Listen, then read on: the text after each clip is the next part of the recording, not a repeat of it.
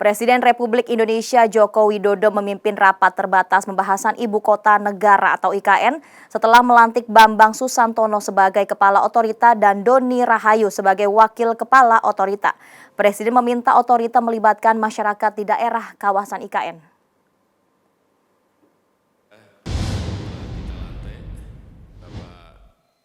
Dalam rapat ini, Presiden mengatakan Bambang Susantono dan Doni Rahayu merupakan kombinasi figur yang tepat dalam memimpin pengelolaan otorita IKN. Presiden berharap keduanya dapat menyusun perencanaan dengan baik bersama Kepala Bappenas. Presiden juga mengarahkan Menteri PU Basuki Hadimulyono dan Menko Marves Luhut Binsar Panjaitan menyelesaikan dengan cepat hal yang berkaitan dengan kelembagaan. Presiden juga meminta Menteri BPN menyelesaikan status tanah kawasan IKN.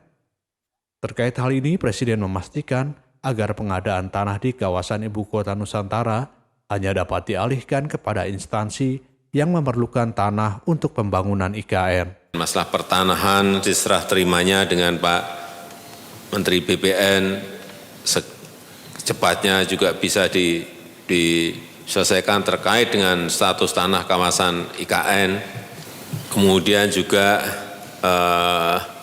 identifikasi dan verifikasi tanah yang mungkin masih dimiliki atau dikuasai oleh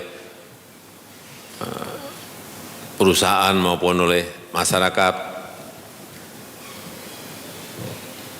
dan kita harus memastikan juga bahwa pengadaan tanah di kawasan Ibu Kota Nusantara ini hanya dapat dialihkan kepada instansi yang memerlukan tanah untuk pembangunan IKN.